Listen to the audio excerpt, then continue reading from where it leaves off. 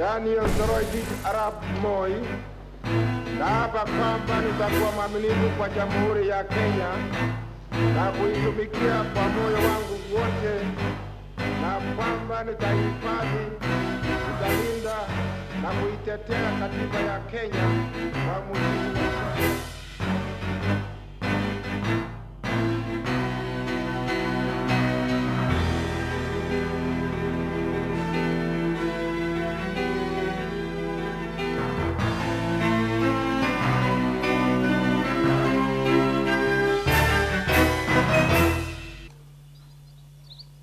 One sunny day in September 1924, it was just before sunset, and the cows were being herded home in a remote village, Kuriengo in Baringo, the home of the Tugena sub-tribe of the Kalenjin.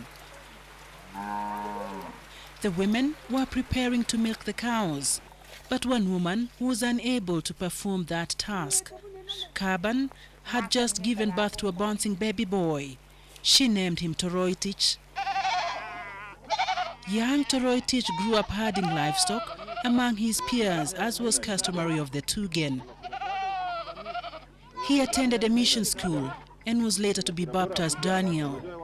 31 years later, in 1955, Toroitich, then a school teacher, made his debut in politics.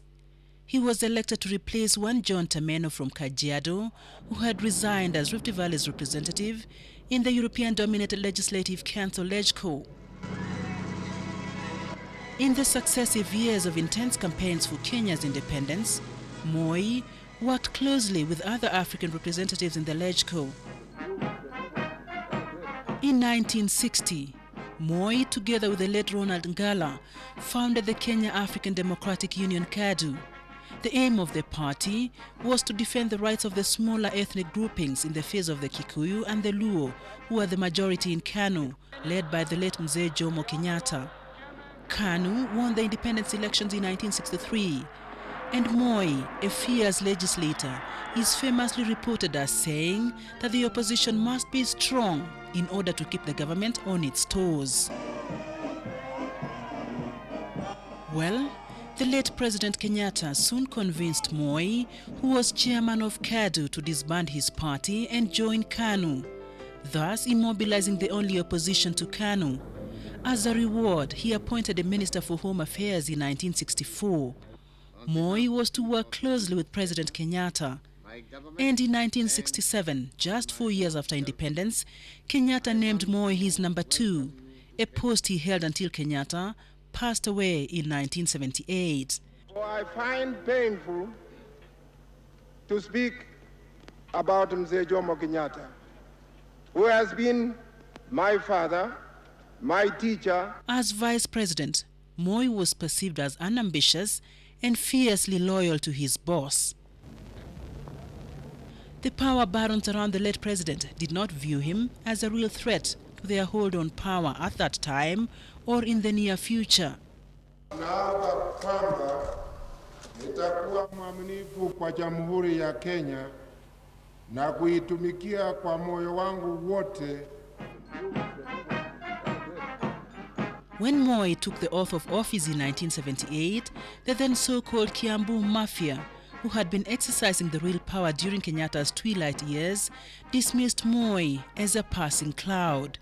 They did not believe that he would be president for much long. Vice President Mr.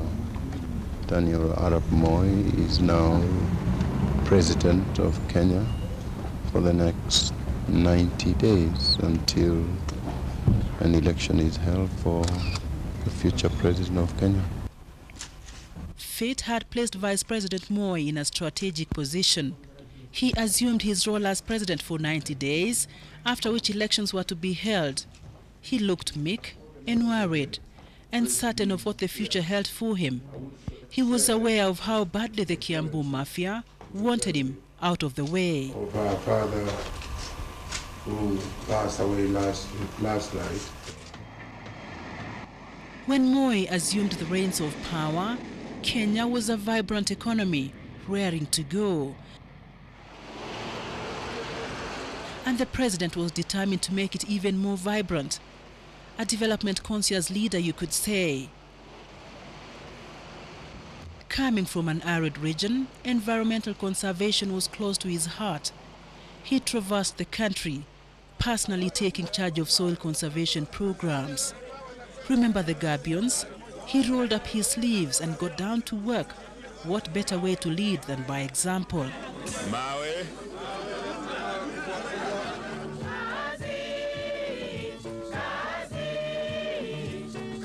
Na Mungu alipoumba ulimwengu siku ya 7 ikasema kila kitu ni mzuri. Hiyo ni kweli hapana? Aliweka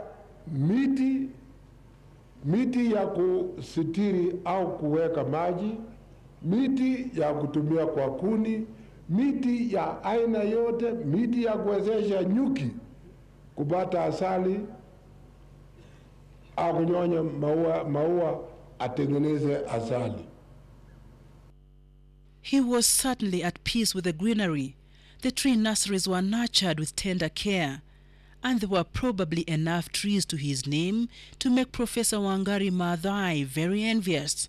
If you cut down one tree, plant 2 was the policy. And just like today, healthcare was a big challenge to the budding nation. Hospitals were few and far between. Harambee was the answer. Resources were quickly put together, and Nyayo wards sprang up across the country. You know who laid the foundation stones. And never mind that the Nyayo wards are now a reminder of a brilliant development agenda gone awry. Public hospitals are a national shame, dirty, crowded, and lacking in essential medicines. And of course, those with connections in the right places now own homes in what was once a coveted national resource, forests. The Nyayo T-zones and the Nyayo buses to improve access to urban transport.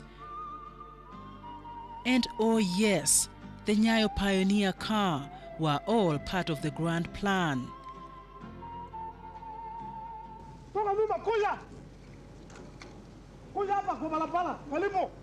Then, one day in the wee hours of August 1, 1982, unknown to the Commander-in-Chief of the Armed Forces, his junior officers attempted to topple him as their commander and President of the Republic. It was the darkest day in the history of the country. The nation survived military rule by a whisker. Kenyans were so terrified, but one Kenyan was more terrified than them all. That Kenyan was President Moi.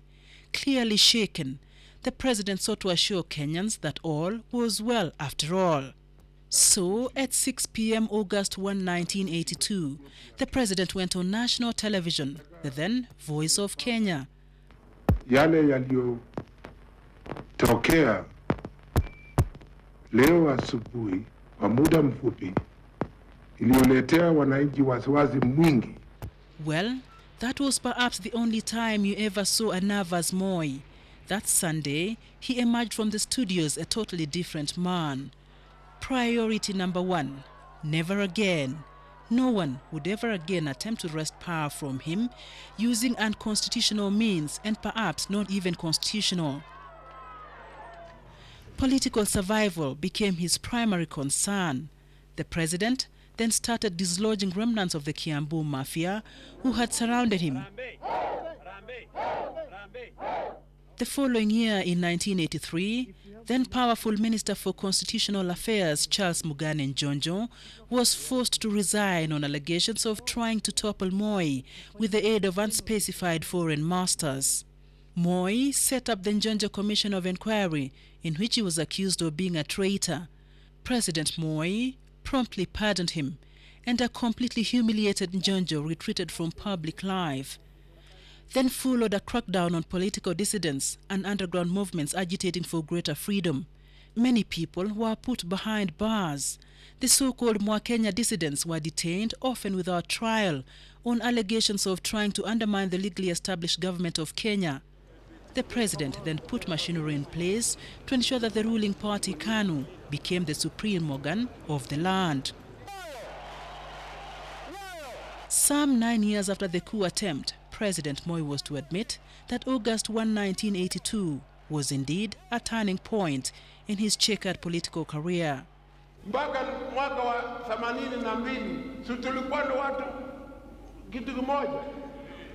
Mwaka wa 81, 79 wakati wa hayati mzee Jomo Kenyatta, japokuwa hatukuja kuandikisha kupiga marufuku, tulikuwa kitu kimoja. That was the day Moi gave the green light for the repeal of Section 2A of the Constitution, paving the way for the creation of President Moi of the 1990s. The 1992 election proved a formidable challenge to Moi's rule, but against all expectations, he weathered the storm. I've restrained myself. They've abused even me. That's democracy. They've abused everybody. But there is a limit for everything. I've forgiven them for abusing me, but no further. He emerged from the 1992 election more battle-hardened than ever before, and asked if he would consider co-opting the opposition into government, Moi was categorical. Those who will secure 20 or 30 members, and others 10 or 5 will be in the opposition on the opposition bench to criticize the government. Now it is up to the government to see how the country runs. Meanwhile, as Moi mastered the art of political survival and consolidation of political power, he had little time to ensure that his lieutenants deliver on his 1978 pledge to ensure sustainable development and prosperity of the Kenyan people. Corruption became a byword in the management of public affairs. It became widespread and deeply rooted. Kenyans do not consider what belongs to the government as their own to mind. So, a few fat cats have plundered every imaginable public resource, public land, forests, pocketed all the money meant for the development of infrastructure. And it became fashionable for civil servants to demand bribes to offer services for which they are paid a salary to deliver. This, coupled with the need for greater freedoms, led to the intense agitation which characterized the last 12 years of President Moi's rule. But even President Moi's most fierce critics cannot begrudge him of the important role he played in holding the country together in peace. Despite the eruption of ethnic clashes in the 1990s, Kenya has remained relatively calm compared to the rest of the neighboring states. Whoever said Moi was a passing cloud, that cloud certainly stayed on for 24 years. For End of an Era, Farida Karne reporting.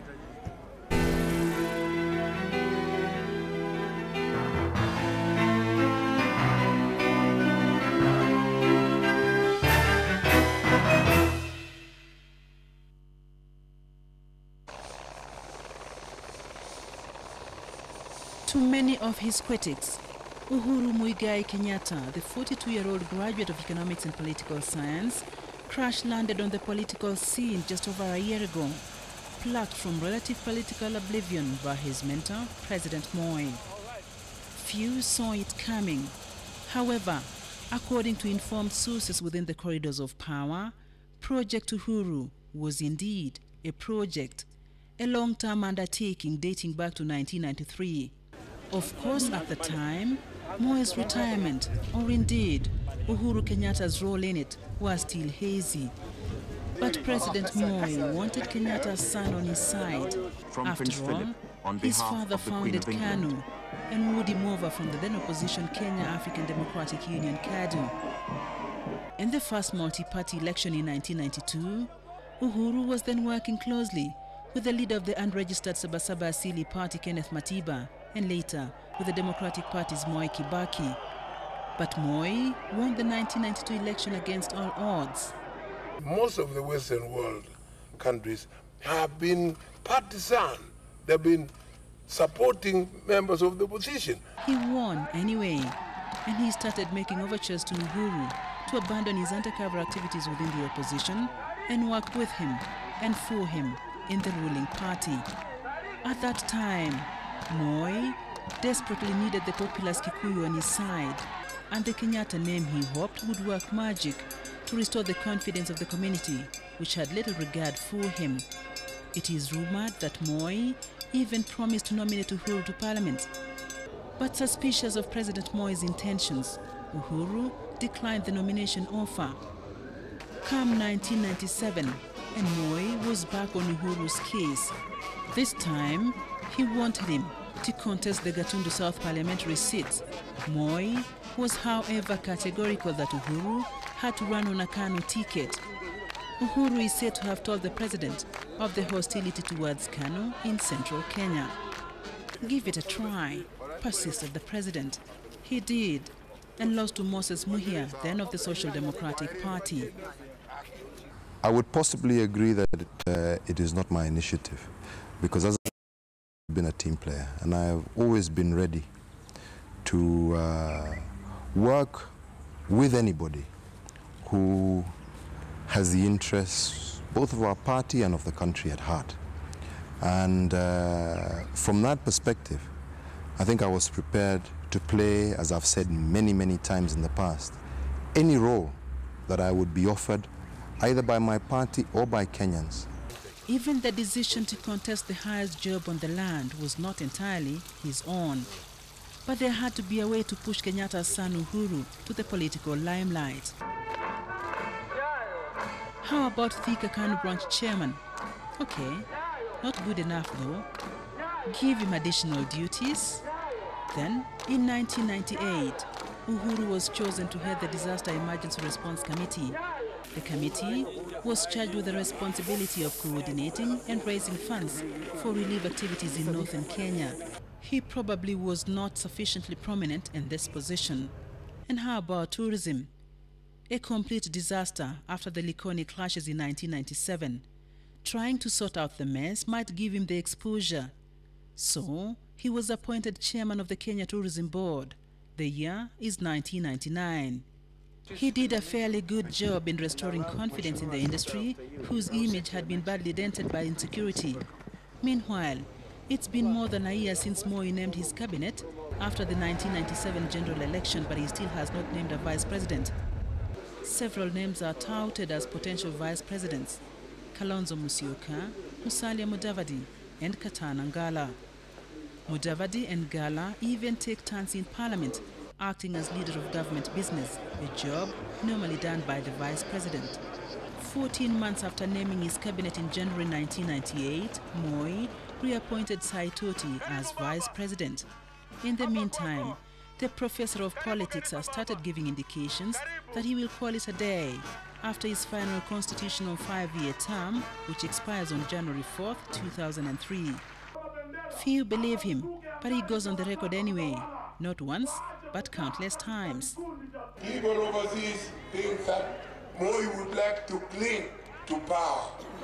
Nataka kutangazia nyinyi kwamba wakati wa kustaafu kwangu umefika baada ya uchaguzi huu. Then he introduces an interesting dimension. When I do retire, I will hand over power to the younger generation, he asserts. And you have the young Turks jostling to outdo each other, trying to expound on the president's statement. It can only be fair if the 21st century is given to the .com generation. Wananchi wetu wanaendelea kufilisika kwa sababu viongozi wenyewe waendelea kujitafutia yao. Na ikiwa wataendelea, tuwasema basi vijana wako tayari kuungana, kufanya kazi pamoja, ndio tuweze kusaidia wananchi wa taifa hili letu la Kenya. We have no history of being losers. We shall deliver. Na tunaangalia yeye uso yake, tunaangalia macho yake vizuri sana.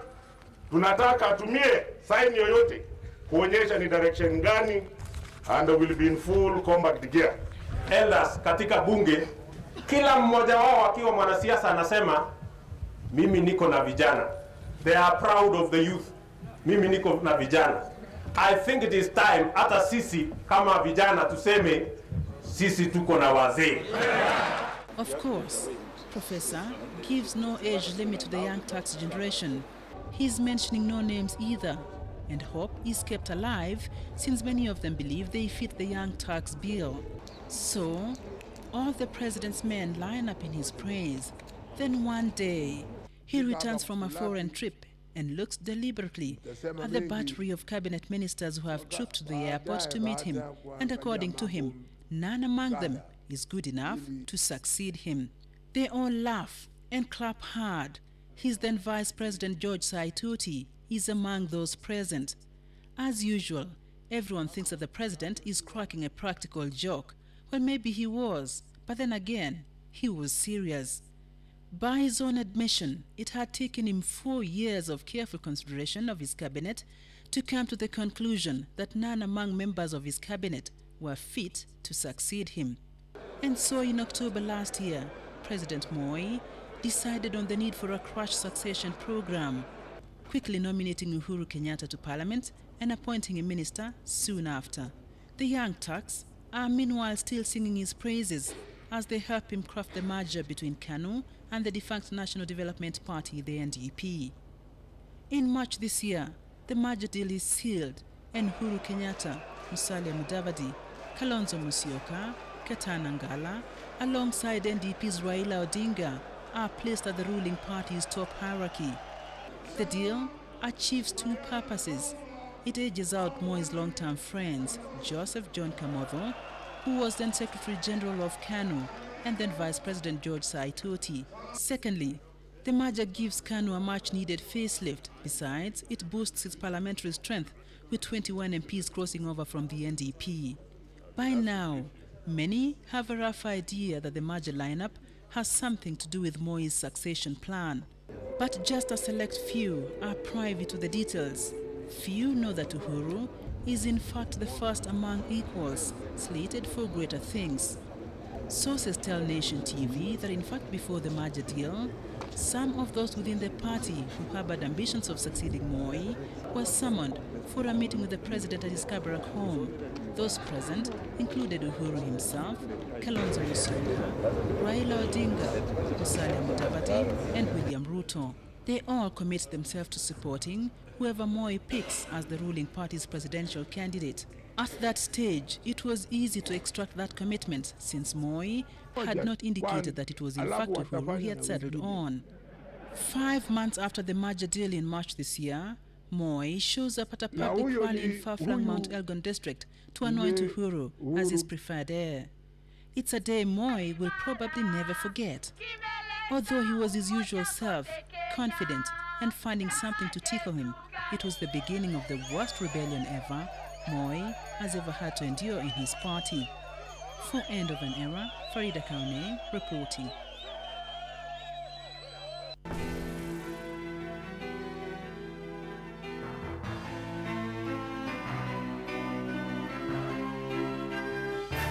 He has been in Parliament for most of his life. To be precise, Emilio Mwai Kibaki can boast of 40 straight years as an MP. It is now time to tell his story, an open-ended one for that matter, as he's yet to drop a full stop and close his political CV. Yes, it's a story of a man who swallowed the bait of politics at the age of 29 years and who now at the age of 71 is still chewing it. The reason? The presidency. Twice he has given it a shot, and twice he has missed the target. Just who is Mwai Kibaki? Is he a political coward or a fierce go-getter? Is he a dreamer of an elusive political fantasy or a visionary leader unfairly denied his kind of job? Will he come next year go down the annals of history as a symbol of a golden opportunity squandered or as a symbol of the president Kenya almost missed? There the story starts. Kibaki, the man and his style of politics. It is here in Othaya Division that Mwai Kibaki was born in 1931, innocently unaware of what he would be like 71 years later. Those who went to school with the young Kibaki use the word brilliant to describe him. Mzee Joseph Mwangi remembers one sad day for Kibaki at the Karima Mission Primary School. One day, he failed a mathematical sum. Yeye alikuwa mwanafunzi asiye pana na wengine sababu alikuwa mwerevu zaidi. Hatuja mshida, siku moja alishindwa kwa hesabu akalia. Alipolia sisi akamwambia ameanguka, akalia tena. Kwa hivyo hakujua siku nyingine. In 1960, local politicians led by the late Jaramogi Oginga Odinga reportedly sent for Kibaki, then a lecturer at Makerere University. They wanted him to assist in the drafting of the KANU constitution. Thus, in Easter that year, Kibaki returned and became the first KANU National Executive Officer, a position he held until 1962. And it showed my own commitment, because at that particular time, it was not relevant whether you are paid or not paid. We had to work very hard, because we believed, we were committed to the achievement of independence, which we did. He was the MP for Bahati, later renamed Makadara, between 1963 to 1974. Then he shifted base to Othaya constituency in Nyeri district, where he has enjoyed an uninterrupted 28-year record. Less than a year into the vice presidency, Kibaki started what would later qualify as his darkest political phase. He came under serious political strain from the then Attorney General Charles Njonjo at the behest of President Moi. Never mind that Njonjo is the same person who in 1976 teamed up with Kibaki to oppose the Change the Constitution movement, a fierce campaign whose aim was to prevent President Moi from being the automatic successor to Mzee Jomo Kenyatta. The battle to discredit Kibaki worsened after 1980 when Njonjo quit his seat as the AG to join parliamentary politics, winning the Kikuyu seat. He was appointed Minister for Constitutional Affairs. Gigi Kariuki, another of Njonjo's comrades in the war against Kibaki, was elevated to the powerful post of Minister for Internal Security. As is characteristic of him, Kibaki chose not to hit back. People who want aggression, they forget what I believe is fundamental. In life, between persons, the most important thing is not that you hit the other fellow and knock him down. It is rather that you come to understand each other, that you speak to him, you try and persuade him, because then he'll become your friend and you cooperate. So in my approach to any problem, I'm seeking always to a way that we can do it together, rather than some friends of mine who think that if you have a contrary opinion, their mission is to make sure they knock you down and you're out of their way. They think you're blocking. But I have always believed that we must seek reconciliation between human beings. That is a more lasting solution. Those who have interacted with Kibaki politically or otherwise confirm the consistency in his gentleman-style politics. John Keane, with whom Kibaki in the early 60s popularized KANU, says aggressiveness has conspicuously been lacking in Kibaki's political career. I've known Mai for more than 40 years. During the struggle of independence in this country, Mai was the executive officer of KANU, and I was the national organizing secretary of KANU. Mai political style is incompatible with the intrigues, manipulation, political manipulations, dishonesty of this country. Moi is a thorough gentleman. He is his style of politics is more British. Political intrigues within KANU targeting Kibaki increased in the run-up to the 1985 KANU elections. The vice president had no doubt been pushed to the wall. His decision to stay on in the party at that time will forever remain his most regrettable political decision. In 1984, when I sensed what was going on, and we could see the changes that have begun to set in, that was the right moment we should have resigned. After the KANU elections, the battle was taken to his Nyeri district backyard. Veteran politician Waruru Kanja was President Moi's pointman in Nyeri insofar as this battle was concerned. Since then, Kibaki and Waruru remain sworn political enemies. We can always look back and see their political track record. Yeah? Because it's not fair to say because one is in this party, will be able to deliver when he comes to the government. What did he achieve when he was, say, for instance, in Kanu in the past? Another humiliation was to come after the 1988 elections when Kibaki was dropped from the vice presidency. Many expected him to resign from the government. He did not. Instead, he spread the Kanu gospel the more. At one time, he likened the strength of Kanu with the proverbial mugumo tree, which he said could not be felled by a razor. It was only after the advent of multi-party politics that Kibaki quit Kanu to form the Democratic Party. The time to fight Kanu from outside had come. How has Kibaki succeeded in opposition politics? Will he be third time lucky? All this coming up in another edition of End of an Era.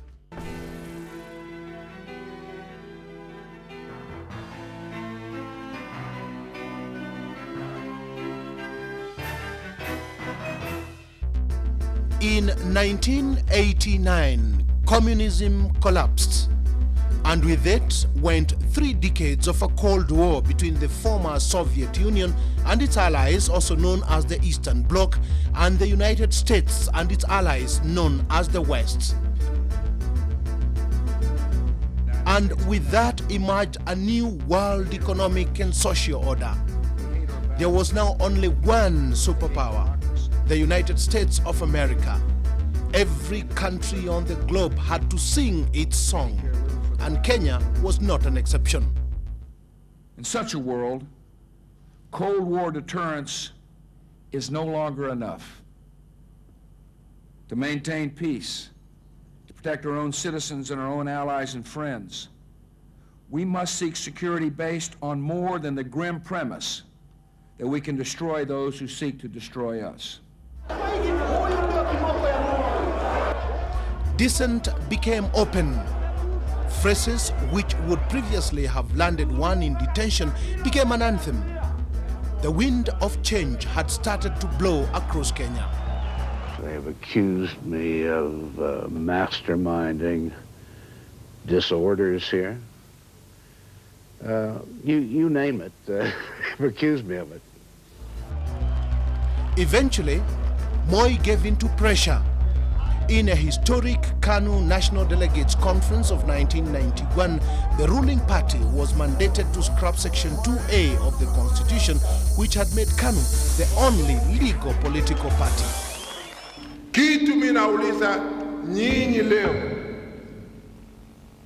ili tuone hawa walio katika siasa, wale walio watumishi wa serikali, sisi tuseme kwamba tufungue, tuondoe ile section ya katiba ya Kenya ya 2A. Na kwa hivyo, kama ulivyotuambia mtukufu rais, mimi kwangu naunga mkono, kwa sababu hawa watu wanaitwa Ford na wengine wameendelea kudanganya wananchi ya kuwa kuna kitu wananyimwa. The first real opposition party, Forum for the Restoration of Democracy, was riding high on the wave of change.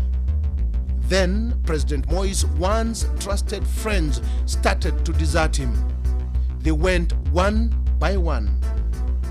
But it was the resignation of Mwai Kibaki, the then Minister for Health, on Christmas Day 1991, which shook many. I have resigned from the government, and that a detailed statement will be issued tomorrow.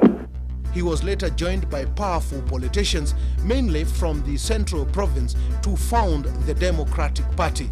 It was to become a formidable opposition to KANU. Now Ford!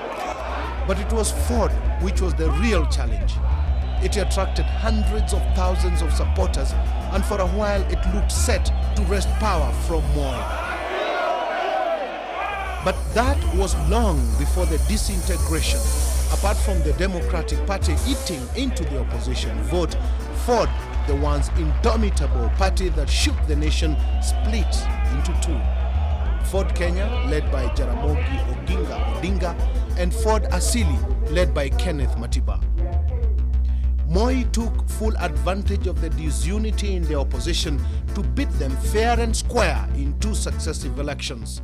The irony is that on both elections, the combined opposition votes far surpassed KANU's. Among the unflattering issues for which President Moi's regime will be remembered is corruption.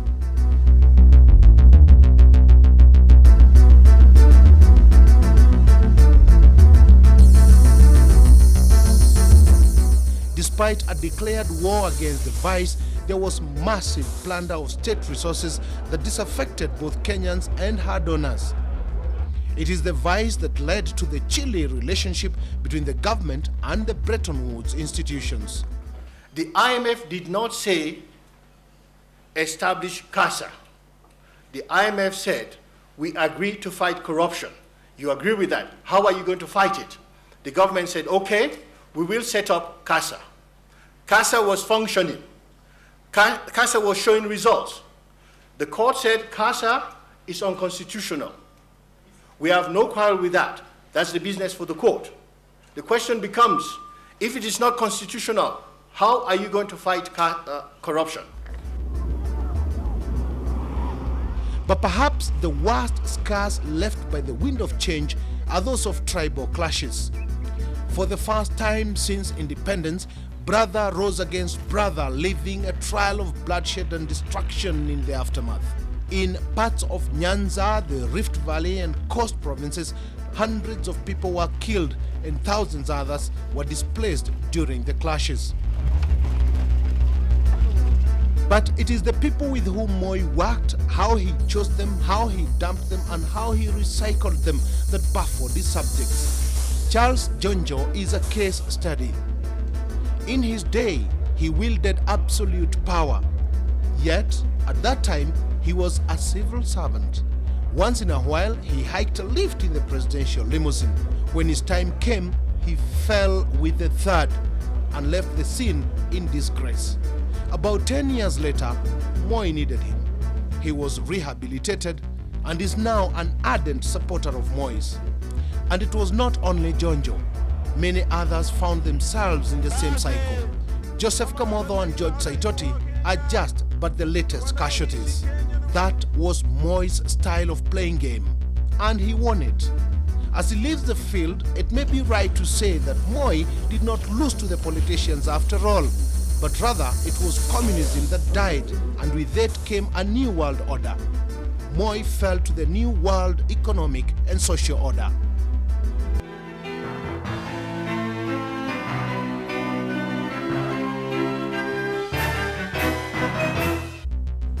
An open government whose leadership is responsive to the wishes of its people and which is accountable to the electorate, whose will is expressed in free and fair elections held at regular intervals in which all adult Kenyans are eligible to vote.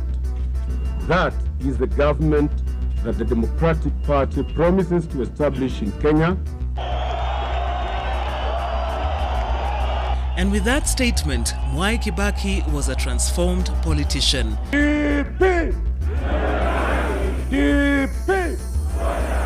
The suppressed ambitions came to bear. In DP, Kibaki found for himself a microphone through which to hit at the same man under whom he had served as the country's vice president for 10 years.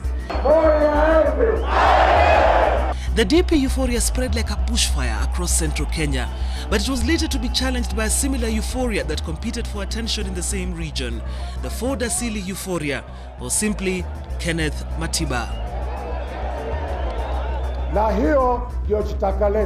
This way, the former vice president managed exclusive political authority only in Nyeri, his home district. In the 1992 elections, Kibaki came a disappointing third.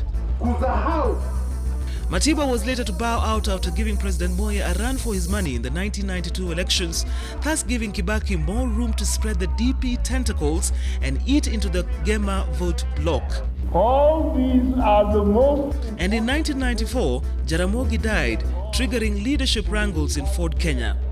The absence of Matiba and Jaramogi meant that Kibaki performed better in 1997, coming in second after President Moi.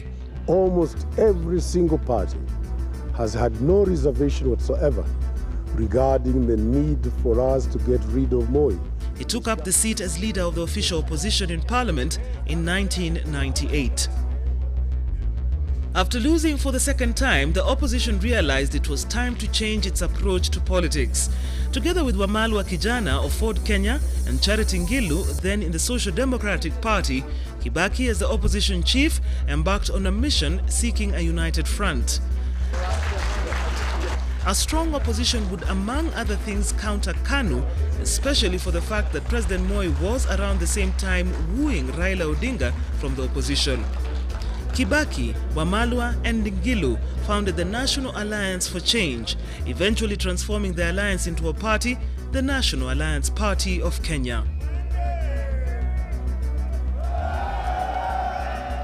The climax of this unity bid was the announcement of the NARC leadership lineup with Kibaki as the presidential nominee. It is now my greatest pleasure to introduce to you the next President of the Republic of Kenya.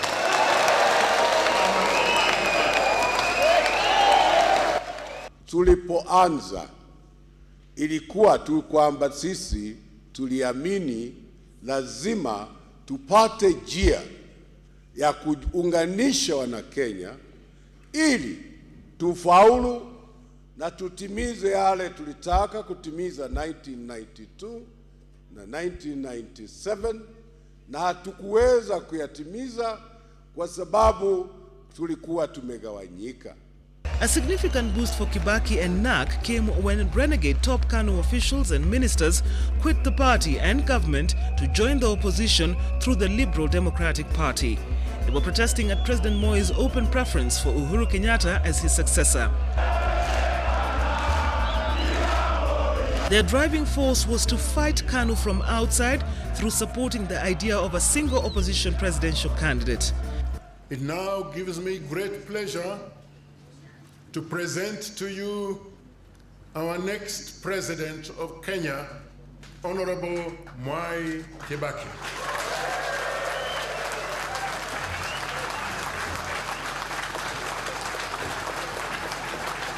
I personally feel very challenged by the honor that has been bestowed on me by my colleagues, by the parties we have formed, but I even feel more challenged because I am fully aware of the job that is ahead of us.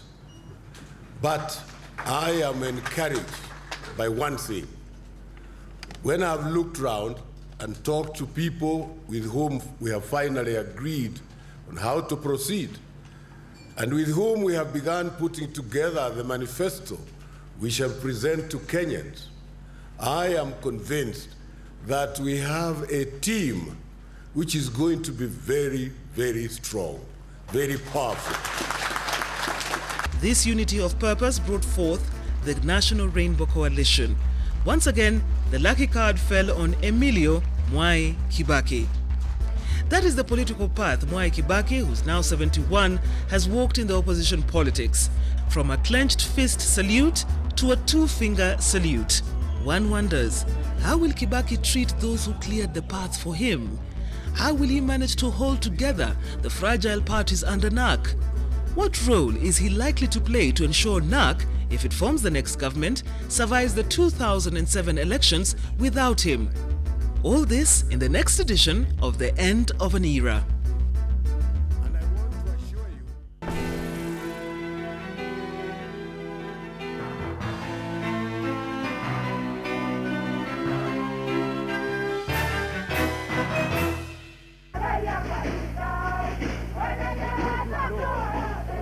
The late President Kenyatta was a robust politician, a man who made his presence felt. The founding father of the nation also found time to be a father to his children. He had two sons with his third wife, Mama Ngina. They named their eldest son, now 42, Uhuru. Uhuru grew up amongst his siblings in their home in Gatundu.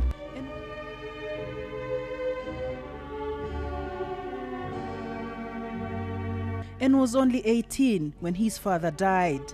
The one thing that always was a pillar of strength. He always felt that so long as he was there, nothing could ever go wrong, right? There was always somebody, or there was always a shoulder to lean on. It took time for us to actually realize that he wasn't there anymore. 24 years after the demise of that pillar of strength, Uhuru is trying to walk. No, actually, has been forced to try and walk the path his late father did. He's trying to succeed President Moi as the country's third president. I would possibly agree that it is not my initiative, because as I said, I've always been a team player and I've always been ready to work with anybody who has the interests both of our party and of the country at heart. And from that perspective, I think I was prepared to play, as I've said many, many times in the past, any role that I would be offered, either by my party or by Kenyans. And here, the story begins. Why did Moi settle on Uhuru? Why did he risk all the friendships he had built over the years? In the words of his critics, to force down the throats of his party supporters, or indeed the wider Kenyan public, a man they knew so little about. Wangeniuliza kama wangekuwa waaminifu kwangu, Rais, umetaja kijana huyu ukitumia mambo gani kuwezesha arrive at that decision? President Moi never quite answered that question. But according to those who have his ear, the reasons are as varied and as controversial as the Project Uhuru salesmen themselves. Apparently, Moi isn't quite proud of his track record. He would have loved to leave behind a vibrant Kenya, a land of opportunity, and he blames those he appointed to positions of responsibility for his failures. Nimewasaidia kwa kila kitu hapa, mwishowe wanaondoka na kunilaumu. Kama mtu alikuwa na wizara, anaendesha wizara fulani, anasema Moi, mimi nilikuwa waziri pale. But to many Kenyans, this excuse does not hold water.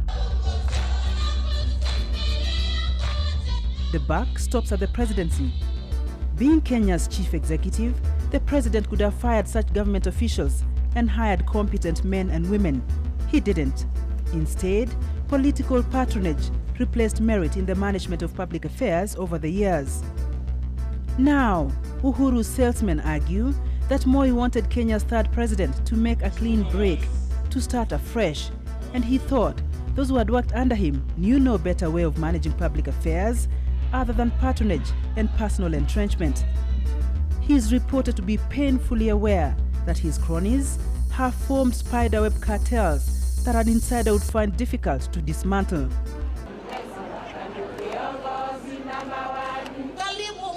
According to this school of thought, Moi wanted a complete newcomer, someone who could introduce his own style of management and overhaul the system. And he had to look outside his government for this person. And that is how Uhuru Kenyatta landed the title of preferred successor. I think there is one credit you must give to the president, that he can read the public mood and read it well. The president did read very well that Kenyans needed change. And I don't think they are going to settle for anything less than change. And Uhuru will give that change that Kenyans want and are looking for. He is a new person. We want to do the business of our country in a different way. The way we have done the business of our country I think Kenyans want a change. We want new players. We want people who can do things in a different way, in a better way. Even later-day converts to the Moi cause feel they have something to credit Moi with. Uhuru is fresh. He has a global perspective, which is today's way of doing things. And in the tribal calculations of Kenya's politics, Uhuru's surname was certainly an added advantage to his CV. Moi hoped that Kenyatta would have more national appeal. Na naweza kubeba mzigo si kama mimi, ataweza kubeba kubwa kama mimi. Atabeba kadiri ile anaweza, na kwa usaidizi wetu ataweza kubeba. And there is more. Project Uhuru salesmen say Kenya needed someone who could say no to his friends. And to qualify the argument, they say those who have worked with Moi could never have said no to him. They wouldn't even have the guts to criticize him. They claim that in fact, had it not been for Raila Odinga's prodding, many of those now heading the NAC presidential campaign would still be in Kanu, singing Moi's praises. The ruling party must demonstrate flexibility in terms of democratic practice. Apparently, Moi's cronies even had trouble with Uhuru when he hit the campaign trail, pointing out mistakes in the Moi administration. We have indeed made mistakes. Yes, we have indeed there are some areas that we have definitely not gone the right path or not followed the right path. And I would like to see us be able to say, okay, let's now draw a line. This is where we start from. Let's learn from the mistakes that we've made in the past, and let's use that learning experience to be able to help us and to move us forward into the future. It is said that so much was the pressure for Uhuru to drop the Moi bashing line in his campaigns that he had to seek the president's express authority in order to campaign along those lines. But whether in fact Uhuru can say no to his own friends is debatable. How, for instance, if elected president, is he going to brush off his chief campaigners, some of whom are said to have questionable track records? Whatever positions that will be made available in my government will be based on ability and on merit, not on any other agenda. And that is a position that I hold and I am very clear about. And I think not only do we need, as I say, we need to, the essential aspect of better governance is the introduction of those ethos of integrity, hard work, commitment, and individuals who will bear and will carry those ethos forward will be the individuals that we shall work with. Individuals who do not have those ethos will have no part to play in any government of the future. The perceived imposition by President Moi has been Uhuru's greatest challenge in his campaign. He is viewed through Moi's lenses, and critics are always on the lookout for a sinister motive in Moi's political moves. Kibaki may emerge on the basis of consensus, but Uhuru, is emerging in a background, an unfortunate background of a very acrimonious political process in which his friends and foes within KANU and outside KANU are saying he has been imposed. Now, that is a big liability for somebody who is coming into public life in a significant way for the first time and is running for the highest office in the land. It did not help much when the president recently told Kenyans at a public rally that they will be voting for him if they voted for Uhuru. Uhuru's critics believe that Moi's choice of Uhuru had more to do with personal other than national considerations. We are not here for ourselves alone. We are there as trustees of the future for Kenyans. That this whole movement is intended to sideline Raila and to consign the Luo again to the periphery of politics in Kenya. According to them, Moi is worried more about his security in retirement than restoring Kenya to its past glory of being the pride of Africa. They claim that President Moi is seeking protection from prosecution or otherwise for alleged economic crimes by his administration.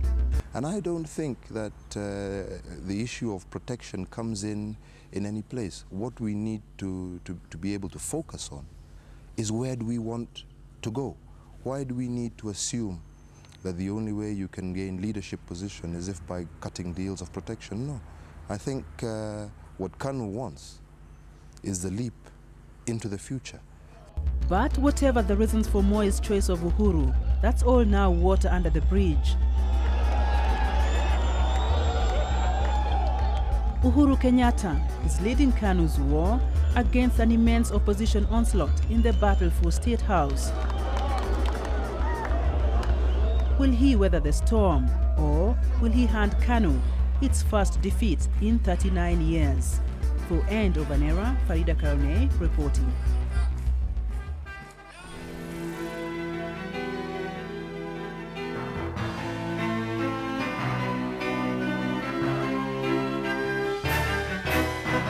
It was a day before the much-anticipated KANU presidential nominations at Kasarani. Everyone was keenly watching to see if the breakaway group from KANU would field a candidate against Uhuru Kenyatta.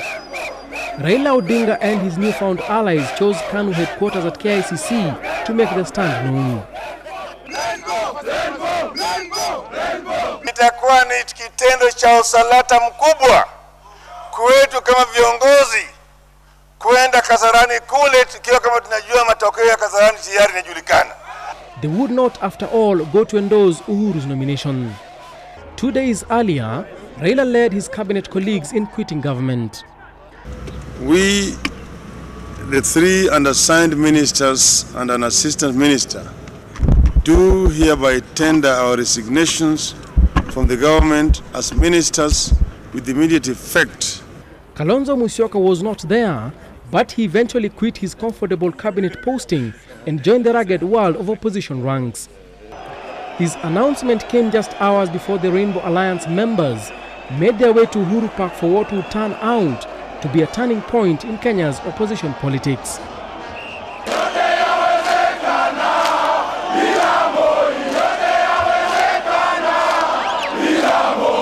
That was the mood as it emerged that Raila Odinga and company were joining the little-known Liberal Democratic Party.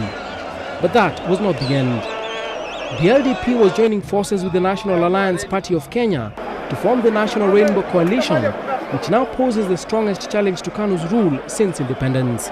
Tutapeleka mswada kwa bunge ya kuangusha serikali na kufanya uchaguzi mara moja. Analysts believe that Raila Odinga is the force behind this strong coalition. As campaigns gathered momentum, KANU's propaganda machine sent out word that he was set to take over from Kibaki after 6 months in power. His target was apparently Kijana Wamalo's post as Kibaki's number 2. That aside, it is not lost on many that the exit of Raila from KANU gave some muscle to hitherto KANU sycophants to quit the party.